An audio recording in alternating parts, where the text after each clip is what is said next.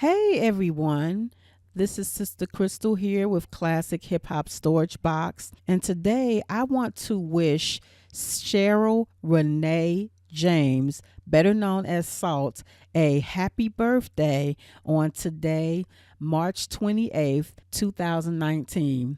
Cheryl Salt James was born on March 28th, 1966 in Brooklyn, New York, and she was born to she has a two-parent home. She is the middle child of an older brother and a younger sister. I'm going to skip all the way to when she attended college. It was a local community college. Forgot the name of it, but that's where she met Sandra Denton, known as Peppa. And also during this time, she met their producer, Herbie Lovebug Azar, while he was attending the Center of Media Arts in Manhattan, New York. Okay, so I'm going to fast forward. So she met Herbie, and actually she ended up dating Herbie. And then at the same time, she met Peppa. Salt and Peppa, Cheryl and Sandy, they were actually friends before they formed the group Salt and Peppa. And then we're going to skip to later on when after they met Herbie, while he was in school, Herbie Lovebug had a project that he needed to record a song and submit it for a class project. That song was an answer record to Slick Rick and Dougie Fresh's song called The Show. Salt and Peppa did a song called The Showstopper or Showstopper, and that's where their career began. Fast forward to a short time later, when Salt and Peppa had to replace the first DJ, they found a then 15-year-old Deidre Roper to join the group after the first DJ left in 1986 after the release of their first album, Hot, Cool, and Vicious. And one thing with Salt, she was one of the people where when the young Dee Dee Roper joined the group, Salt was actually one of the ones that she went to Spinderella's home to speak with her parents to ask permission for Spinderella to join the group, or Dee Dee Roper, and she ended up getting the name Spinderella. And one of the promises that she made to Spinderella's parents was that she would make sure she would keep up with her studies, and also that she would make sure she'd come in for her curfew. So what Salt had to do, Spinderella had a curfew and everything, and actually Spinderella started touring with them right before she graduated in her senior year of high school. I believe it was 1987 or 88 when she graduated high school. I think it was 88, and she had started touring with them.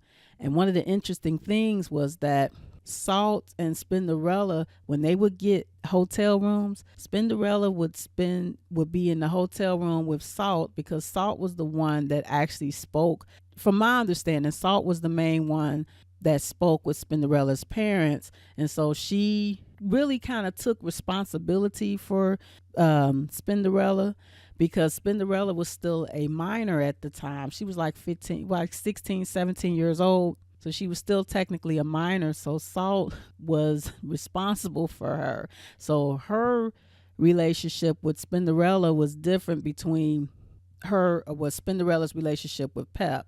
Pep was more like the naughty little aunt that she would, go out and, sneak out a little bit, whatever, with her. But Salt was kind of like, I don't know, I would say like a mother, a mother sister figure or whatever to Spinderella. So their relationship was interesting. And so in 1990, while Herbie Lovebug was working on other projects for different groups, and I'm not going to name the groups, Salt stepped into the producer's seat. And this was during their third album, Black's Magic, which was released in 1990. And in her first time out writing and producing, her her first song, the first song she ever wrote and produced was called Expression. It's also known as Express Yourself. Well, that was her first song that she ever wrote and produced, and it actually went platinum. And so, and also one special thing about that particular song is that song was also one of the first that I know of, one of the first like shout out songs ever made.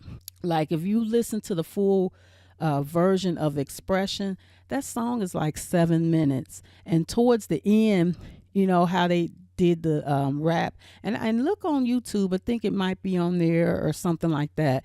But they always, when they would play it on the record on the radio, they would cut the end because it was a long song. It was great, but towards the end they would do the shout outs, and how did it go? Dougie Fresh, and I forgot exactly how they went, but they mentioned a lot of different artists and showing them love. They mentioned Heavy D, just a lot of different people. They actually mentioned Dougie Fresh and Slick Rick, and a lot of people they were just paying homage to them. And that was the song that Salt produced, her first song that she ever produced. Then the next song she produced, Independent, that also went album. That also went platinum too. So one thing about Salt, a lot of people sleep on her writing skills, because she actually had written or co-written a lot of Salt and Pepa's hits, and you know their hits or their singles would either go gold or platinum. And back in the 1980s, the late 1980s and early 1990s, that was a big deal if you had a song, let alone an album. But I think Black's Magic album, I believe it went gold. But still, whether you had a song or an album that went gold and platinum, that was a big deal back then, because you really didn't have as much opportunity to get your stuff out there or what have you. Also, another thing too about Salt's skills as a writer, the legendary Big Daddy Kane was quoted in an interview as saying that Salt was one of the women in rap that he really wanted to work with. So I thought that was very interesting too. Okay, so I'm going to skip all the way to 1997, where she was featured on Kirk Franklin's single Stomp. And one interesting thing about that is, and even today, a lot of gospel hip hop songs, it's still kind of a novelty to have a quote unquote secular group hook up with gospel, especially with it being rap. And we're in 2019 now, and a lot of radio stations are just now starting to play the version of Stomp that has Salt's rap in it. Now, I am kind of deviating a little bit, but I'm gonna get back on track. One of the things that really aggravated me about a lot of radio stations, especially the urban radio sector, I'll say, is a lot of times when they would play that song Stomp, they would skip over the rap portion. And I never understood that. I still don't quite understand why they still. I do understand, but I don't. I guess they figured the rap part was too hardcore for the rap song. But Kurt Franklin himself, he was doing a lot of new and innovative things in the gospel sector. He's considered contemporary gospel, and so Salt is, contemporary hip hop, pop, rap, whatever you want to call it. And so I'm glad now when they play that song on the radio, when I hear it on the radio, they also play the rap part where Salt is in there. Now, sometimes on some of these morning shows, it's considered quote unquote old school type shows, or considered shows for people like 35 and up or whatever. They still sometimes might skip over the rap part, but for the most part, they play it. So I'm glad with that. Okay, Salt had a special relationship, or friendship, I should say, not relationship, friendship with Tupac. She was, and I'm going to speak more on that in another video. She was actually one of the people who wrote Tupac while he was in prison. And so they had a real special friendship there. Fast forward to the early 2000s, Salt ended up working on a solo album called Salt of the Earth during the early 2000s, and it was released under her own family label. I forgot the name of the label. However, I think it was just released like a limited release or whatever. I do remember hearing some songs off the album, but then it was quickly snatched offline. And this was like 2001 or 2002 or something like that.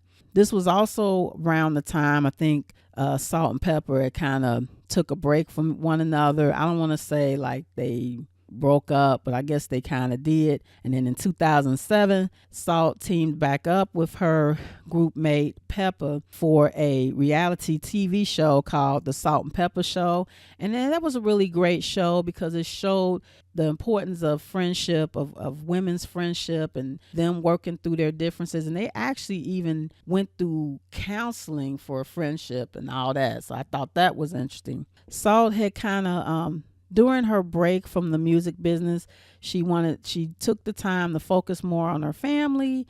And speaking of Salt's family, did you know that Salt was actually introduced to her husband by Peppa? Because Salt's husband, Gavin Way, was Peppa's friend, and she was the one that introduced Salt to her friend Gavin, and Salt ended up marrying Gavin years later. So I thought that was a real interesting story. And actually, I've seen in some interviews, Salt was saying in the video Shoop, Peppa is actually flirting with the guy who ended up becoming her husband. So I just thought that was really cute.